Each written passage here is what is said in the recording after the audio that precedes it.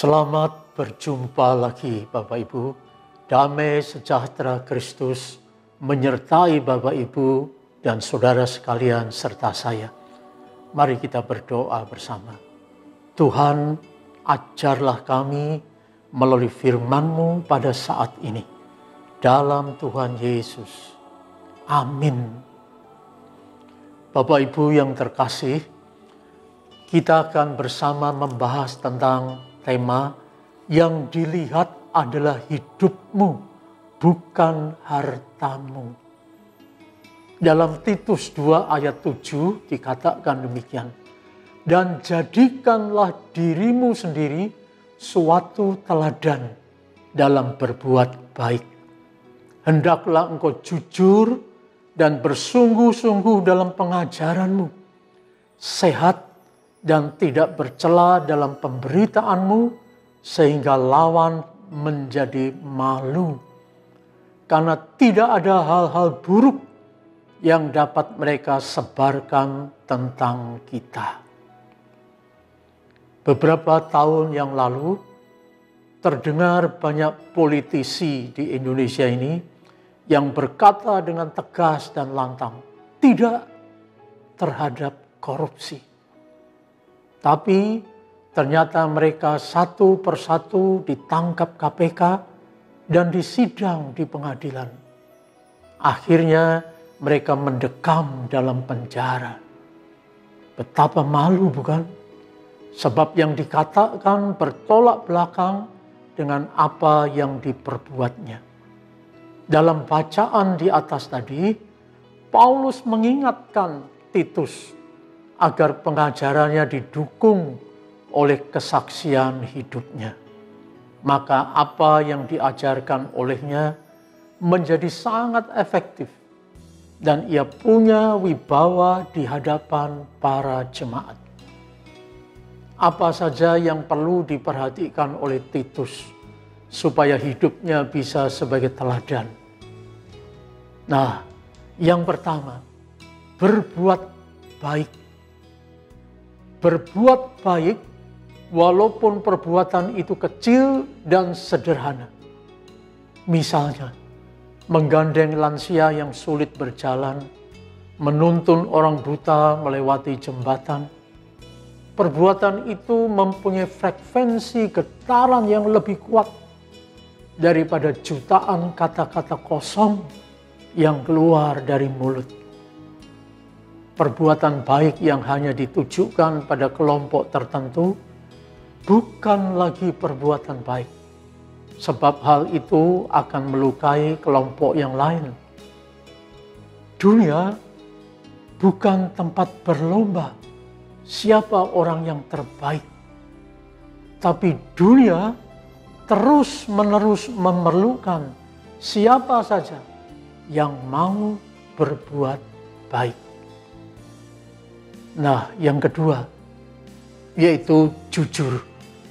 Alangkah kokohnya kata-kata yang jujur. Ayub 6 ayat 25.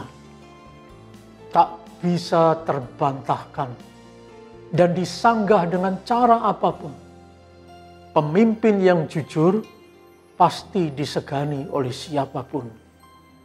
Dalam Amsal 11 ayat 11 dikatakan, berkat orang jujur memperkembangkan kota. Orang yang jujur akan membawa dampak yang positif bagi lingkungannya. Kadang orang jujur bisa dimusuhi banyak orang.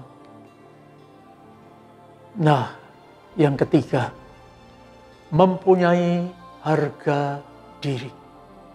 Harga diri di sini bukan berarti sombong dan congkak serta memisahkan diri dari orang banyak, tapi adalah sebuah kesadaran sebagai duta Kristus yang harus bertanggung jawab dalam menjaga kekudusan nama Allah. Ingat, jangan pernah menggadaikan jabatan untuk mendapatkan sesuatu. Dan jangan mau menerima suap dalam bentuk apapun untuk membela kepentingan seseorang atau kelompok tertentu saja. Nah, yang keempat, ajarannya harus sehat. Artinya harus berdasarkan firman Tuhan yang bisa dipertanggungjawabkan. Tidak berdasarkan pemahaman dan pendapatnya sendiri. Sebab itu, duta-duta Kristus sebaiknya rajin dan tekun membaca, belajar, dan menggali isi firman Tuhan. Apa yang diajarkan benar-benar aktual dan bisa menjawab tantangan zaman saat ini. Duta Kristus bisa dikatakan berhenti menjadi duta Kristus jika ia hanya memberitakan dan menonjolkan dirinya sendiri. Jika ia juga ingin menjadi terkenal dan dikagumi banyak orang, dengan demikian ia tidak membawa orang kepada Kristus. Kelima, menjaga kekudusan hidup dan tidak membiarkan ada celah untuk merusak nama baik. Perselisihan, pelecehan, dan perselingkuhan seringkali mengintip untuk masuk dan merusak kehidupan duta-duta Kristus. Memang masalah seks dan uang merupakan titik kelemahan manusia. Manusia gampang tergoda dan jatuh tersandung dalam masalah ini. Sebab itu kita perlu memasang rambu-rambu untuk diri sendiri. Perlu disadari bahwa dalam pergaulan harus bisa tidak menyimpan iri hati, tidak menyimpan sakit hati, dan tidak menyimpan dendam. Jangan mudah terprovokasi dan terpancing dalam perselisihan. Pandai menjaga kata-kata dan perasaan supaya tidak mudah mengucapkan kata-kata dan berperilaku yang tidak mencerminkan keagungan sebagai seorang duta Kristus. Mengucapkan kata-kata yang tidak tertata, ingat, itu bisa menyakiti orang dan menimbulkan perselisihan. Hati-hati dengan lidah dan harus bisa menjaga mulut kita dengan baik. Supaya kata-kata yang terucap bisa menjadi berkat dan menyejukkan orang yang mendengar. Memang tugas duta-duta Kristus sangat berat.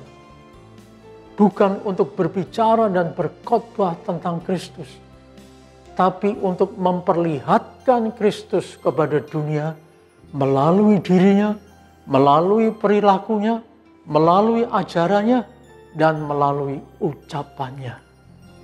Sebelum ia mengajarkan tentang kasih dan kuasa Kristus kepada banyak orang, ia harus terlebih dahulu mengalaminya secara pribadi.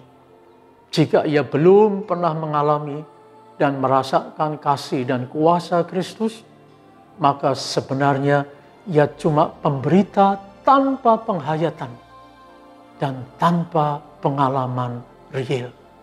Ingatlah akan hal ini. Amin.